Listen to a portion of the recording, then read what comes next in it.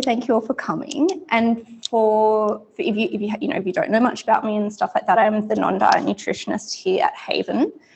Are you that familiar with what non-diet nutrition is? Not a little bit? Yeah, a little bit. Okay, cool. So what it really involves is, instead of looking at external cues and information and sort of rules around food to guide our eating, it sort of says, let's leave all that behind and let's look at our internal cues around food instead, and for our body. So that might be things like hunger and fullness. So what does hunger actually feel like to you? What does fullness feel like to you? Can you notice patterns in those things? Looking at cravings and what they are for you, and again, patterns in those, and really using that source of information to help guide your eating choices and your food choices, and very much acknowledging, food is so much more than just nutrients. There is the emotional aspect. It's a very holistic view. It's letting go of all those food rules and body acceptance, and so it's very much that health at every size philosophy encompasses that as well. And so it's really teaching those skills to help guide your eating. And so that's what I often do with clients. And a really big thing that comes up with a lot of clients is emotional eating and binge eating, which is what we're talking about tonight. And so what tonight will be is we'll focus on sort of three key areas. The first is looking at binge eating and emotional eating, the similarities between them as well as the differences, so to get an understanding of what they actually are. Then the next thing we'll go into is increasing your self-awareness around your experiences of binge eating and emotional eating. I always sort of say, like, self-awareness is your superpower. It's sort of where the magic lies, and it helps you really understand yourself a lot better. So we'll look at that. And then as the final thing is, we'll look at some practical tools and tips that you can use in your day-to-day life just to help you in general, but also with emotional and binge eating if you're experiencing those things. I'll just make sure. Okay, cool. Just check if anybody else is coming into the waiting room to admit them, but we're all good at the moment, I think. Okay, so looking at emotional eating and binge eating. So they're very similar, but they're also quite different. If we look at emotional eating first, it's often demonized. It's seen as like a bad thing that we should have this willpower to not do. I don't believe that at all. We're emotional beings. It makes sense that we will use food to cope with our emotions. And, these might be uncomfortable emotions. It might be sadness, frustration, stress, anger, etc. But it can also be positive emotions, right? Like when you're really happy or when you're really excited. As a form of socializing, emotional eating can be part of that too. So even the most quote unquote normal eaters are going to emotionally eat, but everybody's experience of it is going to be incredibly unique and different. It's going to vary, and the reasons behind it will vary, the frequency of it will vary, the intensity of it is going to vary. And for some people, it can become tricky when it's happening often or when it's happening to a really high degree of intensity, if there's like a feeling of a lack of control around it, or when it's oftentimes it can become our only coping mechanism or our default coping mechanism, and that's where it can become a little bit tricky, but we'll talk about that more a little bit later. But then when we're looking at binge eating, let's first talk about overeating. So, again, even the most quote unquote normal people are going to overeat. Everybody's going to overeat. It's just, eating past the point of being comfortably or physically full. So it might be because the food's yummy, because the food's there, because you're distracted, again, because of that emotional sort of aspect to it with the emotional eating side of it. But binge eating is far more than that. It's much more intense. It's much more debilitating for a lot of people. So it's an intense drive to overeat. It's often accompanied by feelings of like compulsion, of a lack of control. A lot of people some people who experience it will even actually black out during a binge, like they'll disassociate from it. There'll be, intense feelings of shame and guilt. It can really impact someone's life in terms of their relationships and their social life, work, school, those sorts of things. And there is something called binge eating disorder. So that's a diagnosable mental health disorder.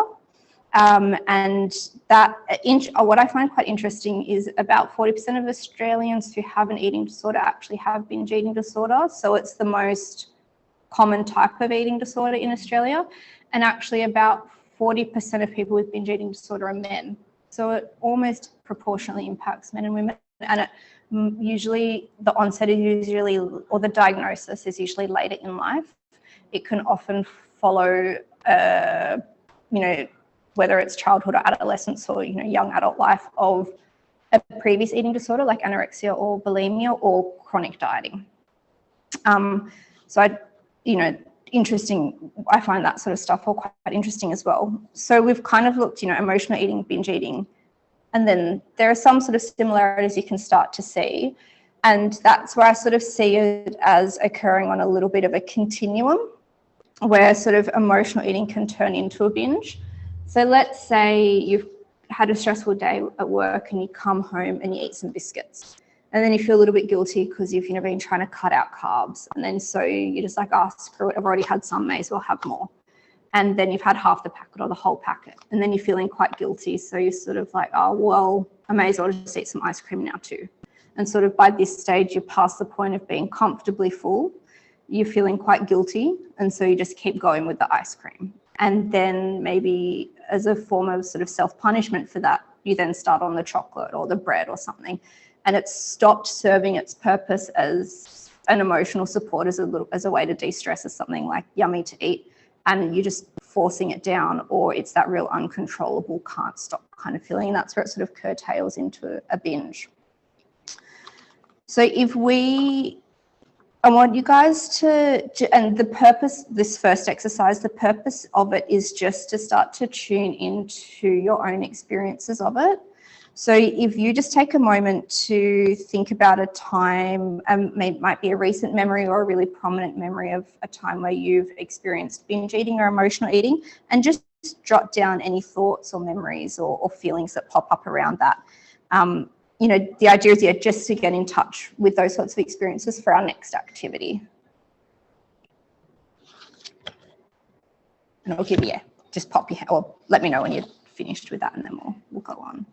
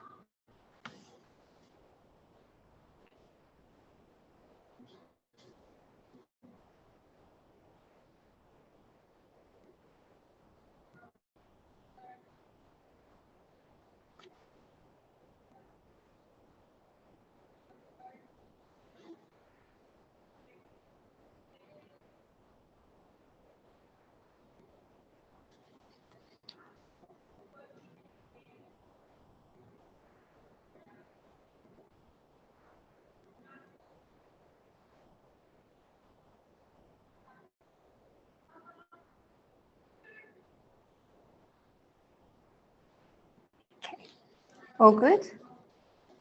Beautiful. If anybody wants to share, you're very welcome to. There's absolutely no pressure to at all. I know with these sorts of things, I usually like to keep quiet and keep to myself, so no pressure. But if you want to say anything, you're very welcome to. Otherwise, we'll keep going on to the next one. All right. we'll go on to the next part, which is talking about self-awareness. So sort of like I touched on before, self-awareness is a really big thing that I work on with clients. I think it's the more you can be aware of your own thoughts, feelings, behaviors, the more you can understand yourself and where they come from. It helps you feel a lot more empowered about, just simply understanding it, or if you want to make changes, to make those changes and to have the most sort of supportive environment around you that you can. So if we're looking at, why does emotional eating happen? Why does binge eating happen? Emotional eating, like I touched on before, it's a very normal coping mechanism.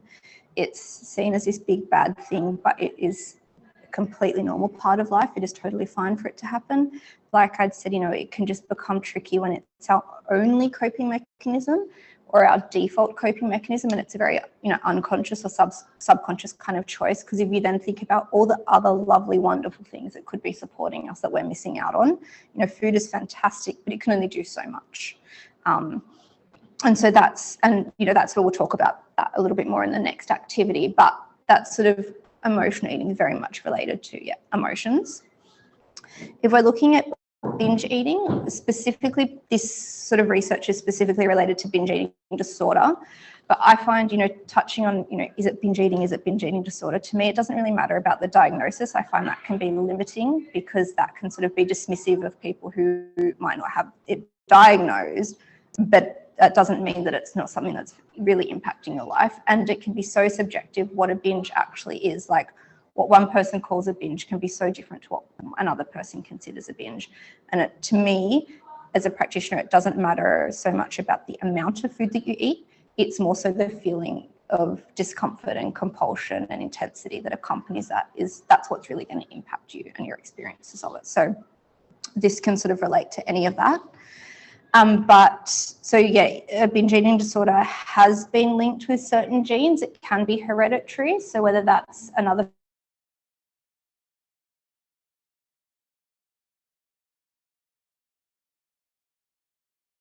health factors, so specifically things like depression, anxiety, and ADHD, it has been linked with.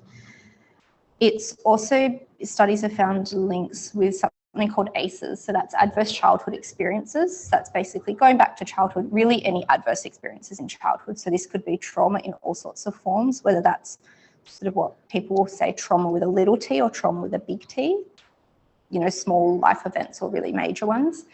It could be parental divorce, it might be bullying, it might be, just being criticised or commented on for what you ate or your body or, physical appearance from a young age, those sorts of things.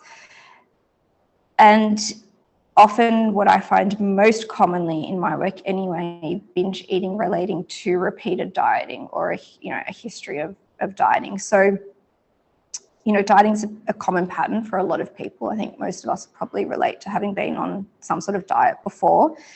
And it's not just necessarily the obvious diets, so that's, Atkins or paleo or gluten-free or intermittent fasting or any of the hundreds of ones out there. Dieting can also sneak in a lot of ways. So, that might be eating less on a day that you haven't exercised because you don't feel like you've earned the food, or trying to exercise more on a day you've eaten more to burn it off, or only eating according to the clock because you're trying not to snack even though you might be really hungry between meals. Those sorts of things. There's also ways that dieting can sneak into day-to-day life that sort of it's very normalized or even glorified some of those behaviors, but it's still definitely dieting.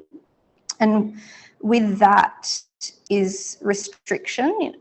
Restriction will really come into it. So this could be physical restrictions, like restricting calories and how much you eat. It can also be what's called like a mental or emotional restriction. So that might be telling yourself, oh, I shouldn't eat that. I shouldn't eat this. I shouldn't eat that. Sort of, you might be at a birthday party and there's a big, beautiful cake and you sort of say to yourself, oh, I'll only have a little tiny slice because, I really shouldn't have any more. Or you might be hungry and you've eaten like one serve of dinner and you're really hungry and you'd like more, but you're not letting yourself because like, well, I've had a serve, I really shouldn't have more, even though my body's telling me it still needs more. It's that kind of thing as well really plays a part, even though you might like literally in a physiological sense being eating enough calories, but you've got that sort of internal dialogue going on, is very much how restriction can play a part as well. And then if we do talk about that physical restriction and not eating enough calories, etc., our bodies are very, very smart. They are hardwired for us to survive. Like your body, its pure job is for you to be alive and healthy. So it will do whatever it can to make sure that happens. And when it comes to dieting or restricting food, it will do whatever it can to override that, because essentially it doesn't know the difference between a diet and famine back from caveman days. If there's not enough food coming in, it will just think, famine, do what I can to get more food. So this is where you might have changes in your hunger hormones. So that's leptin and ghrelin, and they will become dysregulated. You might have changes in your neurotransmitters. So they're like the little chemical messengers in your body that relate to, mood and those sorts of things. They can relate to impulse control, the reward centers of your brain and those sorts of things. So they will start to change. It can relate to other hormones like cortisol and adrenaline, which are our stress hormones. It can relate to changes in your metabolic rate, so how your body metabolizes food and the rate at which it does that. So all sorts of things will happen there where your body's just essentially trying to override what it is perceiving as famine to get you to eat more food. And often with that, I don't know, has anybody heard of a woman called Isabel Foxen-Duke? She's an American woman, and she works a lot with people with this, and she has this fantastic analogy of restricting and binging, where we'll talk about like the binge restrict cycle. So it's essentially sort of acknowledging wherever there is restriction of some sort, there's going to be binging or overcompensation. And so she's got this analogy of a bow and arrow. So if you think of, you're like an archery, like a bow and arrow, if you're pulling back on that bow, that's the restriction.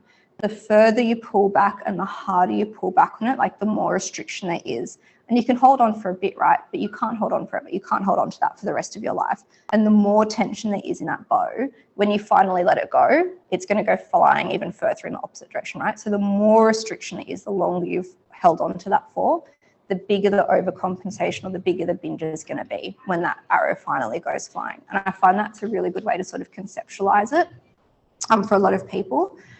But that binge restrict cycle is definitely going to play a role as well. You've got the restriction, which leads to the binge, which then really leads back into restriction again, which leads to binging again, and hence the cycle. And there's, with that as well, there's often, that all or nothing mentality. So I don't know if anybody can relate to that, but, the diet starts tomorrow, I may as well just eat it all now, or I've already stuffed up, I'll just keep going. That kind of thing, good food, bad food, whatever it might be. I'm a failure, or I'm, succeeding at this diet, all of that. So we're sort of putting all of that together and thinking about our own experiences of it. We'll do our next activity now. So I want you just to close your eyes for a second and think of a memory of when you experienced binge eating or emotional eating. This might be what you wrote down for the first activity, or it might be something else popping up. That's fine. And then we're going to, once you've got that in your a memory in mind, just pop your hand up to let me know that you've got a specific one. Yep. Okay, beautiful. So we'll write down some answers to some questions now. So for the first question, I want you to write down what was happening in your external world at that time. So that could be things like your work situation, particular relationships, exposure to social media or other forms of media, a diet that you were doing at the time, anything going on in your external environment.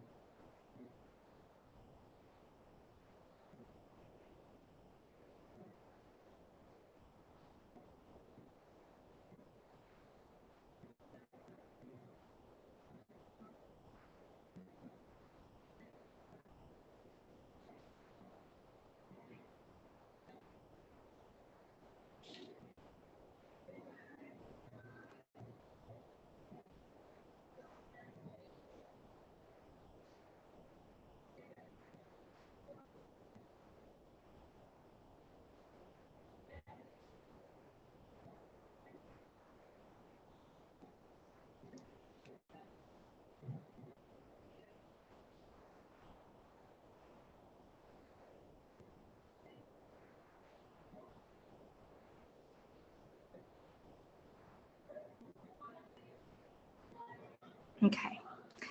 Next question is, what was happening in your internal world? So this is looking at your thoughts, feelings, and behaviors. So, a thought might be, work is so stressful, or I'm a failure for not succeeding at this diet, or I'm so full but I can't stop. Emotions might be anxious, angry, happy, excited. Bodily sensations might be a racing heart, tense muscles, a certain time of your menstrual cycle, fatigue.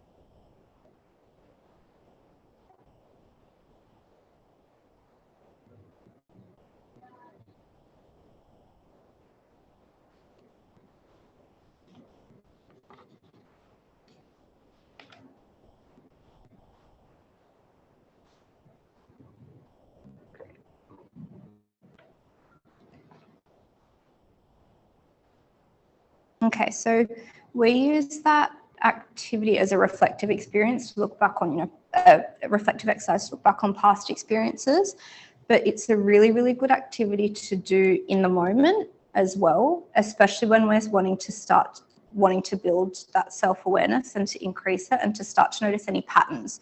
So, when it might be just after an experience of binge eating or emotional eating, or it might be in the moment. You can pause and ask yourself, okay, what's going on in my external world at the moment? What's going on in my internal world at the moment? And after a few instances of that, you can start to ask yourself, are there any patterns? You might notice that it's always at a certain time of your menstrual cycle. You might notice when it's always a work deadline coming up. You might notice when it's after you've been to your in-laws' place. You might notice, when it's after a night of crappy sleep, or whatever it might be, but you might start to notice the patterns, and that's where we can start to build that self-awareness, right? And the next question you can sort of ask yourself after that in those in the moment experiences is to say, okay, what's going to serve me best right now? And that's where we bring in the last piece, the last activity, which is self-care. So if we're looking at the third part, which is sort of some practical tips and stuff that you can be taking with you to support yourself, we're going to talk about building up what I call your self-care toolkit. So I just want to start off by saying here, remember that we're not trying to eliminate emotional eating. Emotional eating can definitely be part of this self-care toolkit. It's just looking at building up that self-care toolkit. So we've got lots of options in there. So yeah, food can be one of them. And then we've got lots of other ones as well to pick from. So when we come back to that question, what's going to serve me best right now? Sometimes the answer is food. Great, awesome. We're then doing it in a conscious, nourishing way where we're going to say, yes, I'm going to eat this ice cream and I'm going to enjoy it and it's a lovely thing. Sometimes we then have the opportunity to say, actually, no, that's not what I feel like. Something else from my self-care toolkit is actually more appealing to me right now. And sometimes it can be both as well. You can pair the two things together. So when we're looking at the idea of a self-care toolkit, it's this metaphorical toolkit full of all the things that make you feel happy and nourished and relaxed and grounded and whatever it might be. And by having this list, we're going to write out like an actual list of things. Past you has been very helpful and written this list that future you can enjoy or current you can enjoy. And I find anyway, when I'm stressed or whatever, accessing that part of my brain that's going to say, do this or do that is like, it's going to be hard to access, right? But if you've literally got this piece of paper in front of you and you can just say, yeah, that thing looks good, it just makes it so easy for you. And especially if you've got this list, if you put it in a place where you're going to see it often, so it might be on your fridge, on your mirror, on your bedside table, in your phone, because when you're out and about, just have it on your phone, and you can just then see it often, and you just sort of then going to also just absorb it a little bit more as well by just seeing it frequently and seeing those things on there frequently. So I'm a really big advocate for literally having it there as like a visual cue for you. And the idea of it isn't just to use it in that sort of acute sense when you're already feeling stressed or angry or upset or whatever it might be. It's really great to use it in a preventative sort of sense as well. It's like that concept of not letting your glass get empty, keep your glass topped up, keep it full kind of thing. And when we're talking self-care, often people think massages and, bubble baths and lovely relaxing things. It can definitely be that, but it can also be tiny little things as well. It can be, something big like going away for the weekend. It can be something little like making yourself your favorite cup of tea. Be all sorts of things. So we're going to build that now, and it's quite a fun sort of activity to do. Before we go on to that, there's the things that make us feel happy, nourished, etc. Again, as part of self-awareness is, I think, helpful to think, okay, well, what are the things that deplete my energy and make me feel quite drained? So this might be the stuff that you identified in the last activity that we did, so, work, stress, etc. But it might be other things as well. So just take a moment to think about a few things that come to mind and maybe jot those down as well about, sort of on the opposite end of the spectrum, things that sort of drain your energy or make you feel not so good. And just jot any down that pop up for you.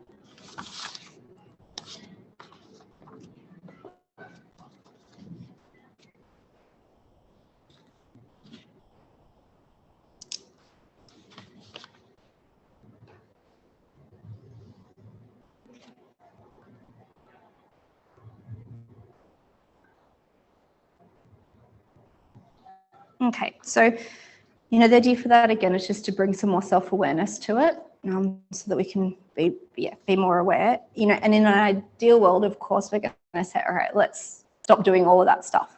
But that's not how reality works. Of course, where possible, decrease or try not to eliminate them. It might be something as simple as, I've noticed when I scroll my Instagram feed or Facebook, I feel really shit afterwards. Try deleting Instagram for a week or curate your feed a little bit more. Stuff like that we can manage. But obviously there's other stuff that we're going to have to keep doing. And that's where bringing in something from our self-care toolkit and just doing an activity around that, maybe in the lead up to it or after it or whatever, even during whatever this thing is, we can start to bring in some more of that sort of, self-care and gentleness and kindness. So on to building the self-care toolkit. I'm going to ask a bunch of questions and I want you guys to write down answers. It'll be fun to start this on a new piece of paper, so it's this nice sort of fresh, lovely thing. And again, remember, it can be little things, it can be big things, it can be really unique things. There's no right or wrong, whatever floats your boat, it's completely unique to you. And remember, eating can be on here too. Okay, and you might just want to write one answer for each, you might want to write a few, no limits. But what are a few things that make you laugh or bring you joy, make you smile? And also, if anybody's struggling with ideas, please let me know, because I've always got lots of suggestions. No, yes, anything you want. Might bring a little smile to your face or just make you feel good, feel happy.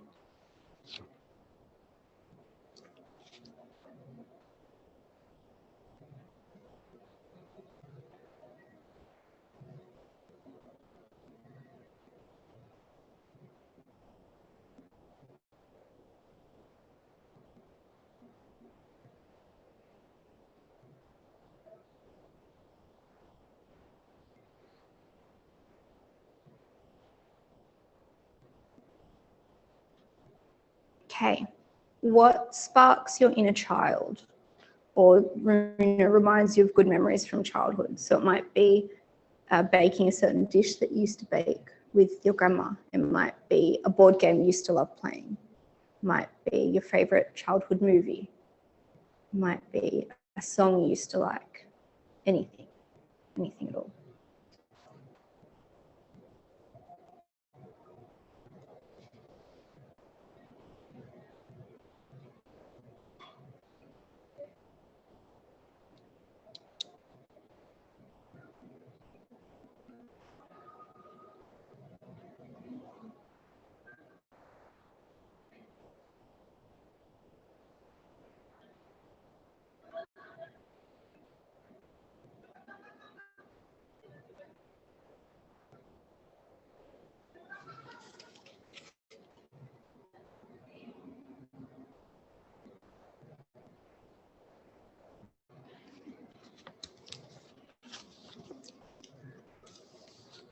Okay. What helps you feel embodied, so present in your body? So, it might be yoga or some other form of movement. It might be like a massage, whether that's some gentle self-touch or going to get a massage. It might be something as simple as like putting moisturizer or like a nice body oil on. Or having some warmth on you, like a heat pack or a hot water bottle, lying in the sun.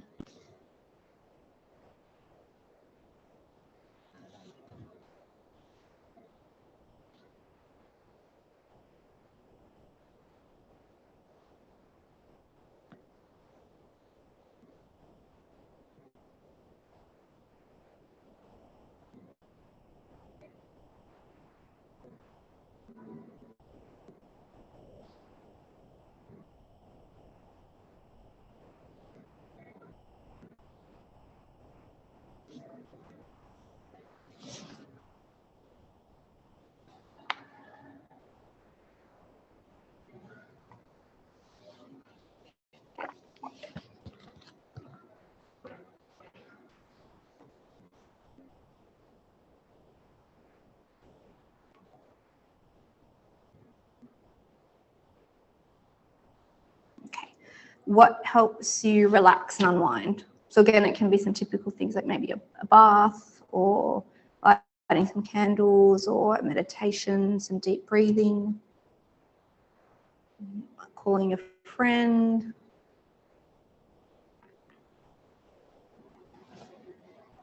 Watching your favorite TV show.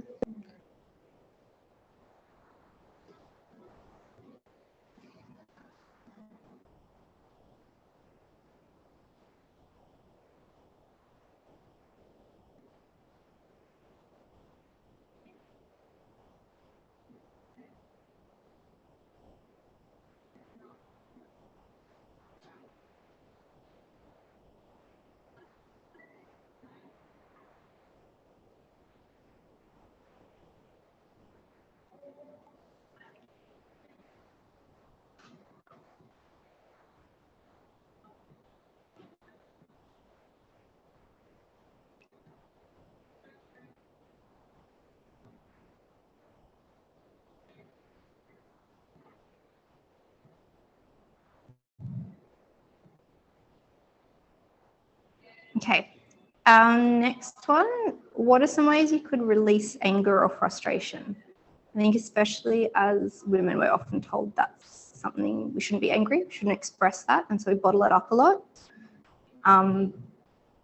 But yeah, very, you know, an equally important emotion to be releasing and expressing. So, you know, it could be listening to some angry music, punching a pillow, screaming into a pillow, doing a boxing class.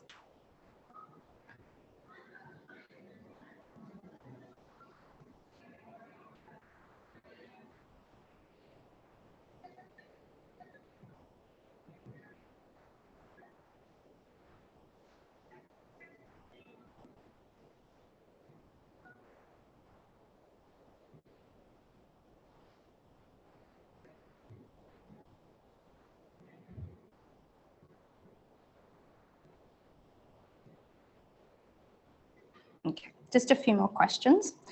What are some ways you like to connect with people?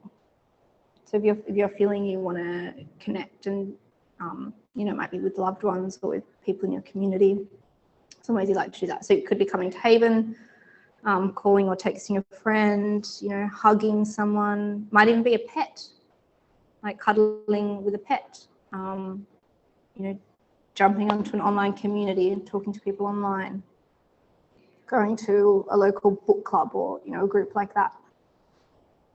Be all sorts of things.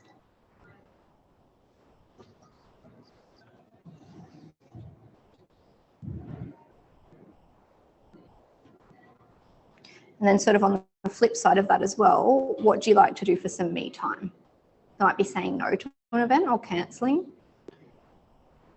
Could be turning off your phone for the day or even just for an hour, going for a bushwalk by yourself, just sitting down for a cup of tea and reading a book.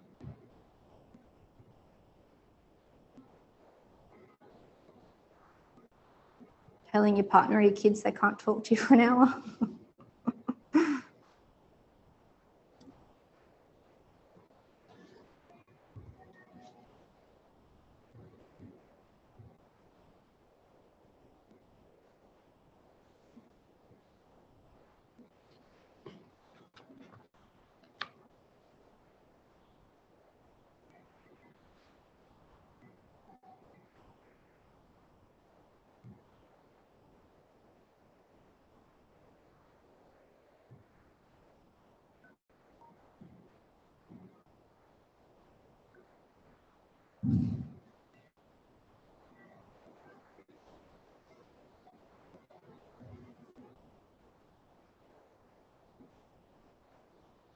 Okay, and last one, what are some ways you enjoy being creative? So, you know, again, it could be singing, dancing, doing some art, colouring in book, cooking can be very creative, gardening can be very creative, knitting.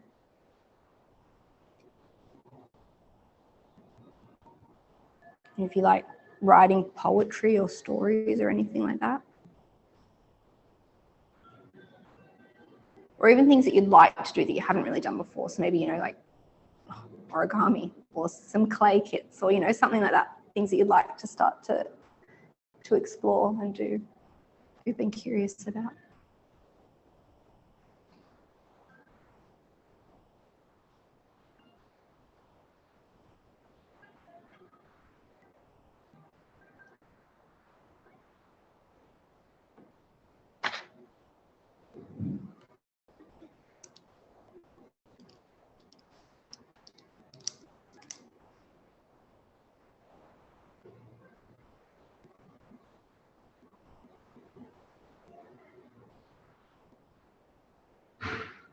And just let me know when you're done.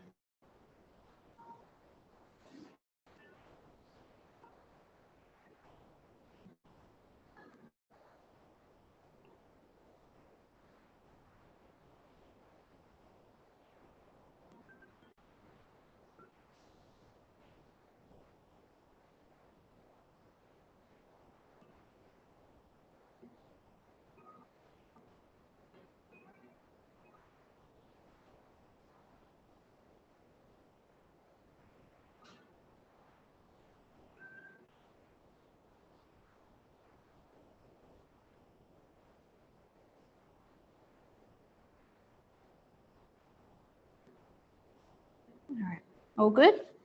Yeah? All right. So that's just the start of your self-care toolkit. The lovely thing about it is that it can grow and change over time. You can add things on, you can take things off at this sort of ever-growing list. A really nice activity in and of itself can be to rewrite that. You know, if you are quite a creative person, taking some time to, you know, get some colored pens or a nice piece of paper and write it out. If you're more the type of person, you might want to type it up, whatever, it doesn't matter. It's whatever's going to work for you. But I want you to have that and reference it often and really make the most of it, because it can be a really, really lovely thing to do. How did you guys find writing that? Were there some things that you're looking forward to sort of trying on there, or some things that you reminded yourself of that you sort of had forgotten about? Yeah? Yeah. I think sometimes you see patterns and you realise what it is that you are drawn to. Yeah, yep. And some of those things are more easy to do. Yeah. With friends or retreats or like-minded people is something perhaps you don't always see out. Yeah, exactly. You know, every time you do it, it's amazing. Yeah. And that's where it's good to have that real mix of things where it's like, oh, that's literally like, you know, a hot shower. That's nice and easy to do. Whereas a retreat might require a bit more planning, you know, so you can have a real nice mix of things on there.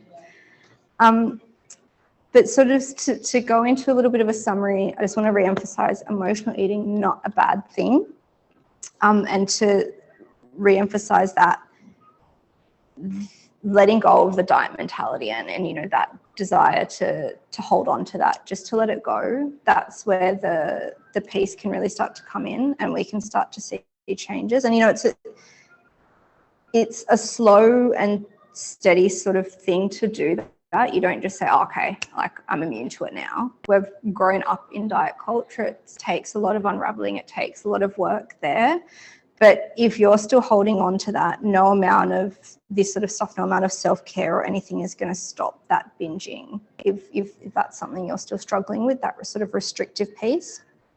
And again, when you're feeling that urge, or when you after you experience a binge or whatever it might be, ask yourself those questions. What was happening in my internal world? What was happening in my external world? And can I notice any patterns in that? Really, you know, carry that with you as a bit of an exercise to do, and to use that self-care toolkit as well.